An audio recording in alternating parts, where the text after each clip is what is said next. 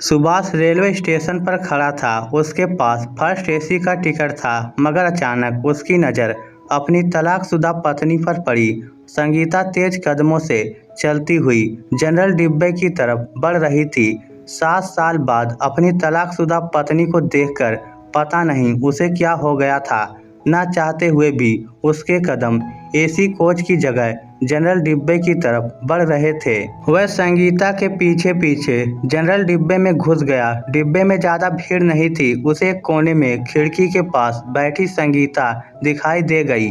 साधारण सी साड़ी, हाथ में एक पॉलीथीन का बड़ा सा थैला पकड़े वह शांत बैठी ट्रेन के बाहर प्लेटफार्म को देख रही थी।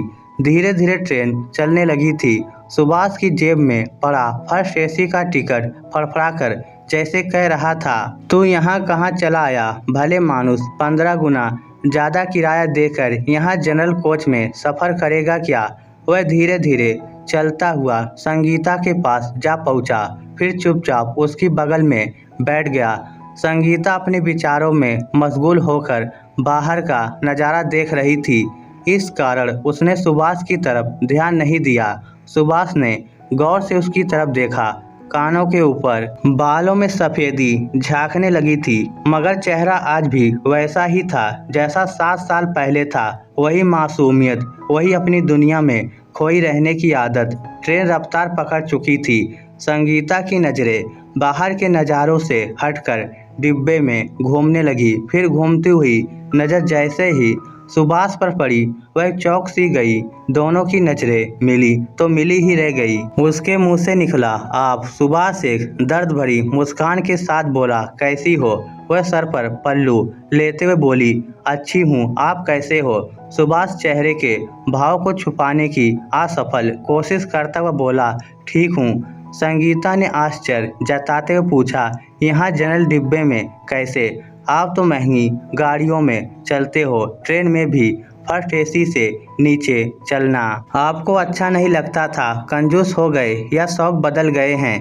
कहते हुए वह थोड़ा सा मुस्कुराई। वह बैग से पानी की बोतल निकालते हुए बोला, मोहन की लड़की की शादी है, कार्ड मिले काफ़ी दिन हो गए थे, भूल गया था, आज ही याद आया, इसलिए टिकट बुक कराने का वक्त ही नहीं मिला। वह बोली, भूलने की आपकी पुरानी आदत है, वैसे मैं भी उसी शादी को अटेंड करने सूरत जा रही हूँ। संगीता और सुभाष की शादी 10 साल चली थी। इन 10 सालों में से 6 साल दोनों ने सूरत में ही गुजारे थे। मोहन का परिवार उनका पड़ोसी था, इस कारण मोहन के परिवार से दोनों के घनिष्ठ संबंध थे। मोहन जानता था संगीता और सुभाष का तलाक हो चुका है, इसलिए उसने दोनों को अलग अलग शादी में आने का न्योता भेजा था। यह एक बहुत बड़ा सहयोग था कि संगीता और सुभाष एक ही ट्रेन से सूरत जा रहे थे। सुभाष का संगीता के जनरल डिब्बे में चले आना और भी बड़ा सहयोग हो गया था, क्योंकि 10 घंटे का सफ़र अब उन दोनों को साथ गुजारना था। सुभाष बोला, और आजकल क्या कर रही हो?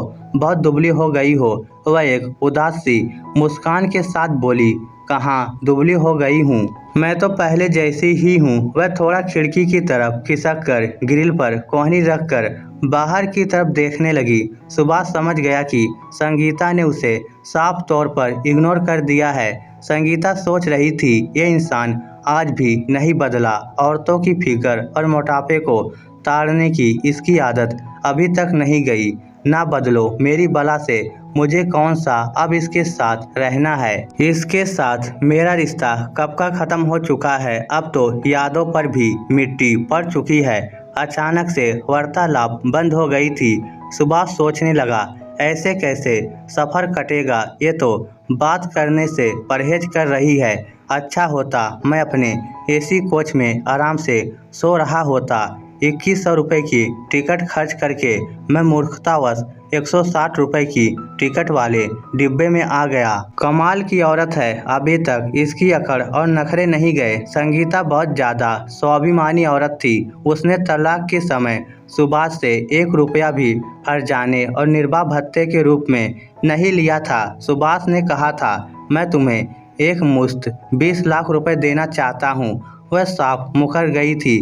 बोली, भगवान ने हाथ पैर दोनों दिए हैं, मैं अपना पेट खुद भर सकती हूँ। 10 साल के शादीशुदा जीवन में उनके शुरुआती 7 साल बहुत प्यार भरे गुजरे थे, मगर अंतिम 2 साल में उनके बीच लड़ाइयाँ और कलह बहुत बढ़ गई थी। कलह का कारण था संगीता का माँ ना बन पाना। वह डिप्रेशन में रहने लगी थी। उधर सुभाष की माँ भी उसके पीछे पड़ गई थी। माँ ना बन पाने के कारण उसे रोज ताने मिलने लगे थे। ना जाने कितने डॉक्टरों का दिखा चुकी थी। झाड़ फूक और नीम हकीमों के पास भी काफ़ी रुपए खर्च हुए थे। डॉक्टरों ने दोनों में कोई कमी नहीं बताई थी, फिर भी वह माँ नहीं बन पा रही थी। सुभाष ने उसे बच्चा गोद लेने का सुझाव भी दिया था, मगर संगीता को यह भी मंजूर नहीं था। कोख किराए पर लेकर बच्चा पैदा करने की बात भी संगीता को पसंद नहीं थी। एक दिन संगीता और उसकी सास के बीच बहुत झगड़ा हुआ था। सास बोली थी, तू मेरे परिवार पर ग्रहण है, तेरे कारण हमारा वंश खत्म हो जाएगा। तू मेहरबानी करके मेरे बेटे की जिंदगी से दूर चली जा, उसका पीछा छोड़ दे। उसी दिन संगीता ने ससुराल छोड़ दिया था। फिर कुछ दिन बाद उसने सुभाष को तलाक के कागज भेज दिए थे। अचानक वह सुभाष की तरफ देखते हुए बोली, आपके बीबी बच्चे कैसे हैं? सुभाष नजरें झुकाकर बोला, ना बीबी है ना बच्चा है। संगीता माथे में सलवटे डालते हुए बोली, झूठ मत बोलो, तलाक के 4 महीने बाद ही आपने दूसरी शादी कर ली थी।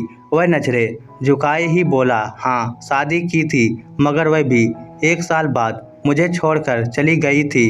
संगीता के माथे की सलवटें और भी गहरी हो गई। बोली, क्यों छोड़कर चली गई? वह बोला, पता नहीं क्यों छोड़ गई। वह सुभाष के उदास चेहरे को घूरते हुए बोली, कोई तो कारण होगा, ऐसे कैसे छोड़कर चली गई? पैसे, गाड़ी, बंगला सब कुछ था, फिर भी चली गई। सुभाष कुछ नहीं बोला, बस चेहरा लटका कर बैठा रहा। संगीता बोली, वह छोड़कर चली गई थी तो तीसरी शादी कर लेते, आपकी माँ को पोता तो मिल जाता। वह रोना सा चेहरा बनाकर बोला, एक बात कहूँ? वह बोली, क्या? वह भरी आंखों से उसकी तरफ देखते हुए बोला, मुझे तुम्हारी लत लगी हुई थी, इसलिए मैं उसके साथ एडजस्ट ही नहीं कर पाया। तुमने मुझे फालतू का प्यार देकर इतना बिगाड़ रखा है कि मैं इस जन्म में मैं किसी और के साथ नहीं रह सकता। कहते हुए वह रो पड़ा। उसकी हालत देखकर संगीता का दिल भी धक धक करने लगा था। वह रोते हुए बोला, मैं रहता उसके साथ था, मगर नींद में तुम्हारा नाम बड़बड़ाया करता था। तुम्हारी बातें, तुम्हारी आदतें, तुम्हारे नखरे, सब कुछ मेरी जिंदगी में समाया हुआ था। जब तक रूह रहेगी तुम्हें मेरे भीतर से कोई नहीं निकाल सकता। अचानक संगीता के दिल में दर्द का एक गुबार सा उठा। ना चाहते हुए भी उसकी आंखों से झरझर आंसू बहने लगे। दोनों की बरसाती आंखें मिली तो उन आंखों में ना जाने कितना प्यार समाया हुआ था। सुभाष बोला, माँ ने फिर से मेरी शादी करवाने की बहुत कोशिश की, मगर मैंने नहीं की। माँ पोता पोता करते पिछले साल मर गई। संगीता बोली, एक बात बोलूं? वह बोला, क्या? वह उदास स्वर में बोली, पता नहीं उस समय मुझे क्या हो गया था, ना दिमाग काम करता था ना दिल। जोश जोश में तलाक तो ले लिया था, मगर आपसे दूर होकर मुझे कभी सुकून नहीं मिला। आज मैं मोहन भाई की बेटी की शादी में सिर्फ इसलिए आई हूँ कि एक बार आपको देख सकूँ। कमबख्त ये दिल बहुत परेशान करता है। सोचा था आप अपनी बीवी और बच्चों के साथ शादी में जरूर आओगे, तब दूर से आपको देखकर नैन तृप्त कर लूँगी।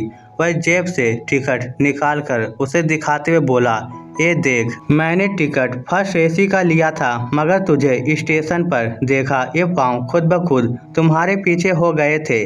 तेरे साथ तो मैं कांटों पर बैठकर भी सफ़र कर सकता हूँ, इसलिए क्योंकि तेरे बिना मुझे रहना नहीं आता यारा।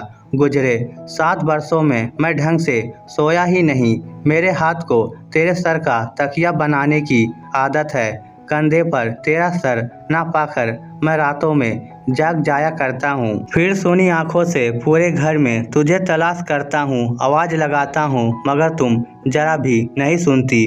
वह उसके आंसू पोंछते हुए बोली, अब रो मत, मैं आ गई हूँ। हम फिर से जिंदगी का सफ़र साथ में शुरू करेंगे। वह बोला, तलाक के कागज़ का क्या करेंगे? संगीता मुस्कुराते हुए बोली, फाड़ कर फेंक देंगे। जन्मों का रिश्ता है, कागज़ के टुकड़ों की इतनी औकात नहीं जो इसे तोड़ दे। ट्रेन अपनी गति से दौड़ रही थी। रात हो चुकी थी। सारे मुसाफिर सोए हुए थे। सुभाष भी सो रहा था। आज बरसों बाद वह सुकून की नींद सो रहा था, क्योंकि उसका सर संगीता की गोद में था। दो मुसाफिर फिर से एक सफ़र पर मिल गए थे। इस स्टोरी को लेकर आपकी क्या राय है? नीचे कमेंट करके हमें ज़रूर बताइएगा। धन्यवाद।